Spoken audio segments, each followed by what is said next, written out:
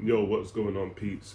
You already know the vibes. Make sure you subscribe, make sure you like, make sure you share, make sure you comment. I need to go get a trim. I'm on annual leave soon, so when I'm on annual leave, I'm gonna go sort this out.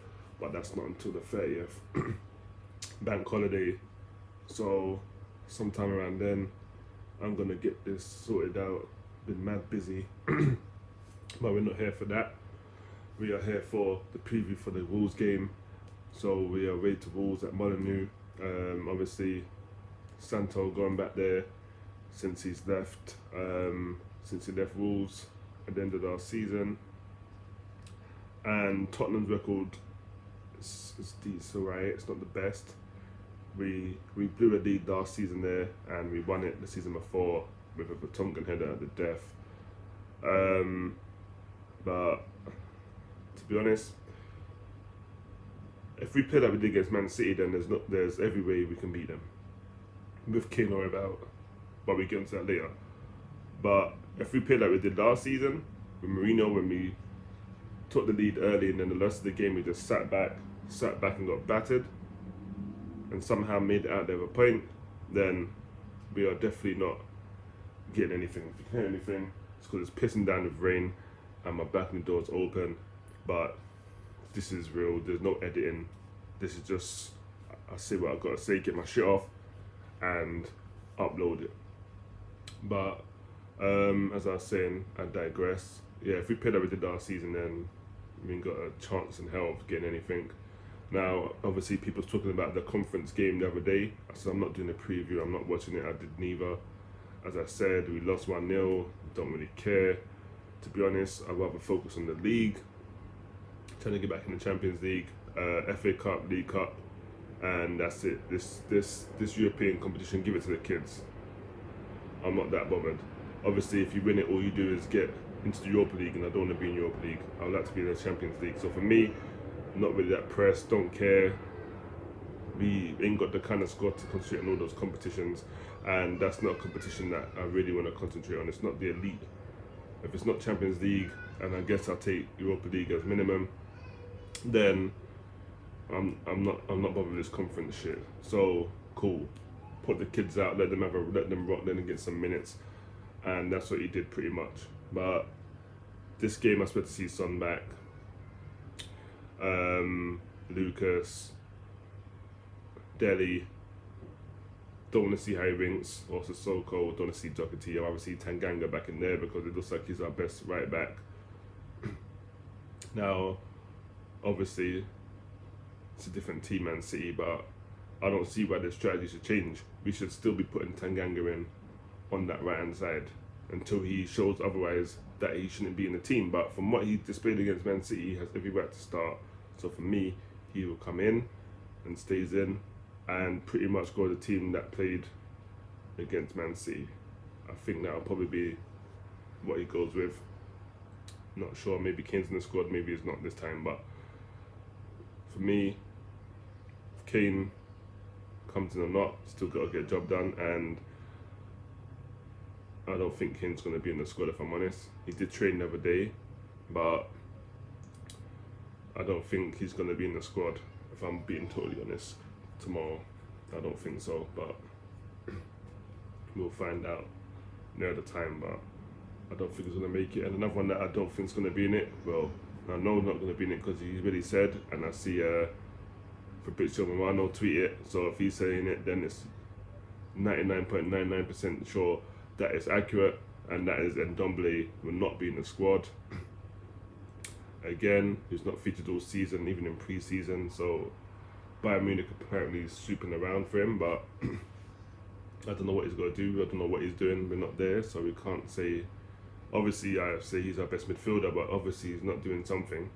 And we know he has these kind of spurts because he had it with Mourinho, but who knows? For me, 3 points is a must. We beat Man City. We just need to get through these next couple of weeks because we've got Watford next, and we've got international break. So we need to get 6 points out of these next 2 games, go to the international break, there or thereabout, because if you fall off too soon, then by December, you could be out of it. And remember, there's another international break coming up again in October or something, so or September, so it's not going to be that far before we get another international break.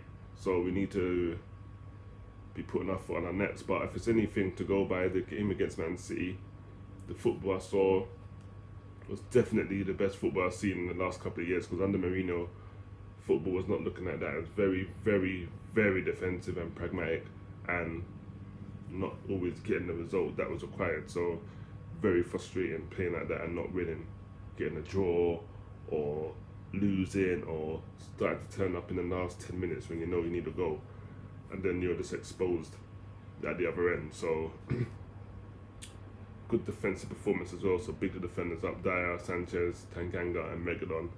They've done a job, so big them up. I'll probably, as I said, even though they're shit, but if they put in a performance, then they come back in. But for me, nothing but 3 points to do. And if I don't see 3 points, then I'm gonna be fucking fuming. And it's just gonna be same old Spurs. Beat City and then we lose to the shit teams. That's what we do. And we've been doing that for years.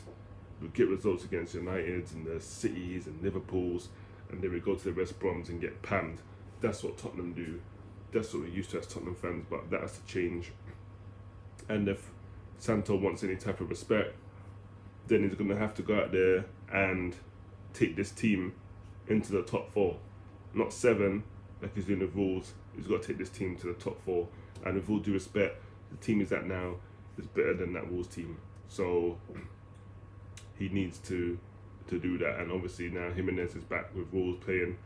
Big him up as well. Had a horrific head injury and was lucky to survive, if being real.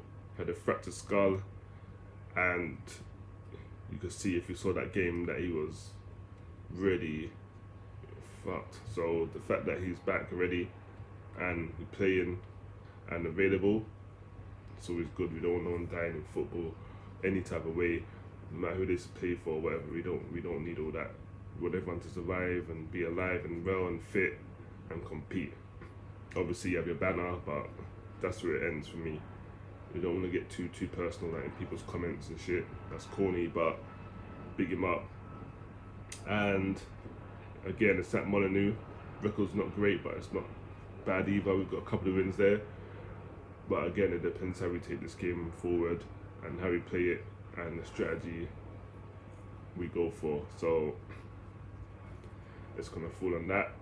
And for me, I'll go pretty much the same team that he went with. So it's going to be the Reece between the sticks, Tanganga on the right, Sanchez and Dyer, regular on the left. Now I did want to see Roden before, but again, as they say, you got to play for the shirt. If you have a good performance, then you keep the shirt.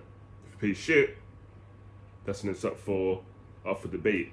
And they didn't play shit, so I guess it's only right that they start again. Why would change it if it's not broke? If they play shit tomorrow, then you can say, okay, you know what, I might have to go back to drawing board and reassess, and maybe you put Roden in there or whatever, switch up a bit. But as it stands, I will go with that same back line. I will go with Højbjerg and the Celso. I'll make the Celso start, not Skip. Sorry, Skip was not great. He didn't earn his shirt. He had a chance. He did play the whole 90 minutes. Cool. But for me, not enough to say you start the next game. He will come out. I will put in the Celso there and have Dele ahead. And I'll be going with Bergwijn on the left, Lucas on the right, and Son is up top, false 9, whatever you want to call it.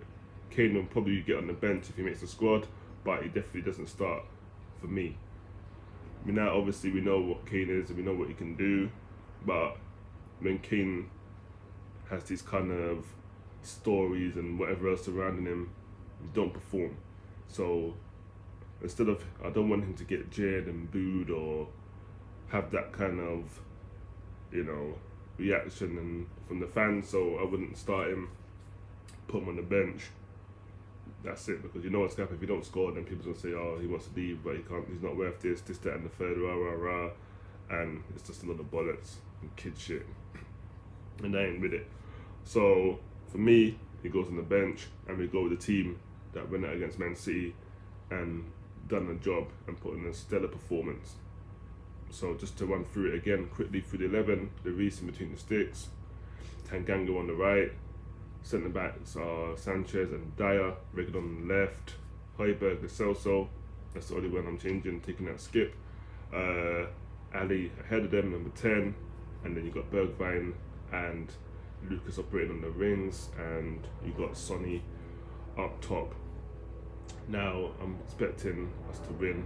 It should be probably be a tight one, so I'm probably gonna say I can see them scoring as well. To be honest, from like a corner, I would say probably 2-1 Tottenham. Sonny definitely to score, and who knows who grabs up? It could be Kane, could be Lucas, anyone. But I do expect us to score.